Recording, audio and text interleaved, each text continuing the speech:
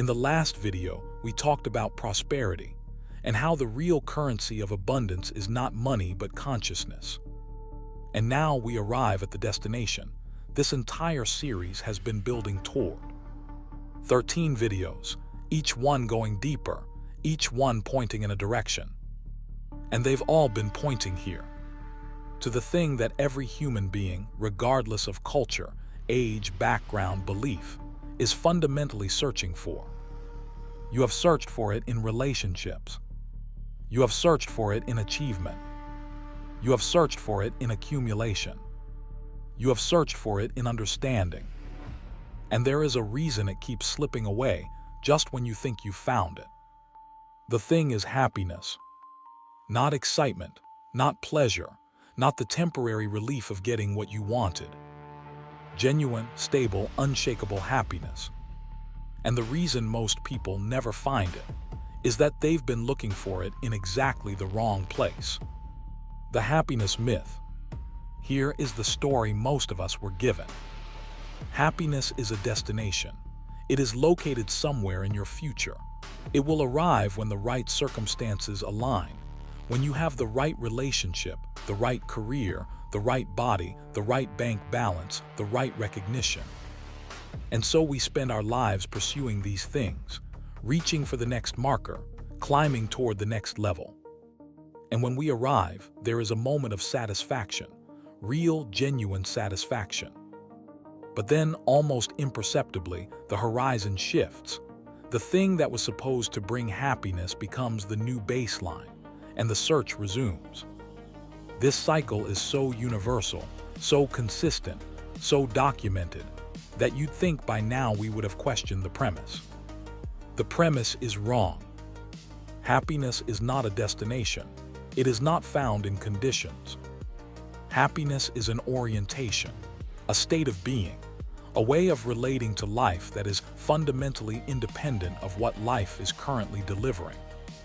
The evidence you've been ignoring. You have already proven this to yourself.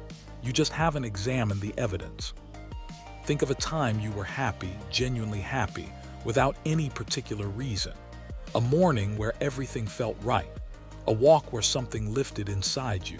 A moment of laughter that came from nowhere. Nothing had changed in your circumstances. The problems were still there.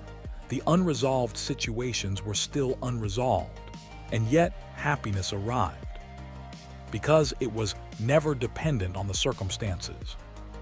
It was dependent on something else entirely. Think of a time you achieved something significant, something you had worked toward for a long time. And the happiness that arrived, how long did it last? Days, weeks. And then the wait returned, the restlessness, the sense of the next thing waiting. Because achieving the goal gave you a temporary lift, but it didn't alter the inner landscape. And it is only the inner landscape that determines lasting happiness. What suffering actually is. Here is something that will fundamentally shift how you see your difficulties. Suffering, not pain, not hardship, but the deep ongoing suffering that grinds, is almost always the result of conflict between what is and what you have decided should be. The situation is what it is. Your mind says it should be different. The person is who they are. Your mind says they should be different. Your life is where it is. Your mind says it should be further along. And in the gap between what is and what should be, suffering lives. This does not mean you accept everything passively. It does not mean you stop working toward change or growth or better circumstances. It means you stop requiring reality to be different from what it is before you will allow yourself to be at peace. Because the requirement, I will be happy when, is the most reliable generator of unhappiness in existence. The happiness that doesn't depend on conditions. What would it mean to be genuinely happy? Not because everything is going well, but because you have developed a relationship with life that doesn't break when things are hard. This is not indifference. It is not numbness. It is not the forced brightness of someone pretending things are fine when they aren't. It is something deeper and more stable, a kind of inner settledness that can hold difficulty without being destroyed by it, that can feel grief without becoming grief, that can face uncertainty without collapsing into fear. People who have found this are remarkable to be around, not because they're always cheerful, but because there is something in them that doesn't waver, a groundedness, a warmth that isn't dependent on receiving warmth in return. This is what happiness actually looks like when it's real. And it is built, not through acquiring more, but through releasing what has been blocking it. What has been blocking it? We've talked about many of the blocks in this series. The ego and its separation, the fear running beneath every defensive behavior, the patterns absorbed before you had the consciousness to examine them. But there is one specific block to happiness that we haven't named directly. Attachment. Not love. Attachment is different from love. Love allows, attachment clutches. Attachment to outcomes, the belief that things must unfold in a specific way for life to be acceptable. Attachment to people, the belief that another person's behavior determines your inner state. Attachment to identity, the belief that who you are is tied to what you have, what you do, how others see you. Every one of these attachments creates a hostage situation, your happiness held ransom by something outside your control. And the liberating truth, the one that every wisdom tradition in human history has arrived at independently, is this: nothing outside you is a reliable source of inner peace. Not because the outside world is hostile, but because it is always changing. An inner peace built on what is always changing is always fragile. The present moment, the only place happiness exists. Here is something simple enough to overlook and profound enough to change everything. Happiness can only exist in this moment. Not in a memory of the past, not in anticipation of the future, now. The past exists only as thought. The future exists only as thought. The present moment, the actual, living, breathing experience of right now. This is the only real terrain you ever inhabit. And yet most people spend almost no time here. The mind is in yesterday, replaying, regretting, revisiting. Or it is in tomorrow, planning, fearing, calculating. The present, which is the only place life actually occurs, is the most neglected location of all. The practice of returning to the present moment, simple, humble, requiring no special conditions, is the single most powerful thing you can do for your happiness. Not permanently, not perfectly, just more often than before. Each return costs you nothing, and each return is a small act of freedom. Happiness is a decision, made again and again. Abraham Lincoln, for all his personal tragedy and political burden, once said something that cuts through everything.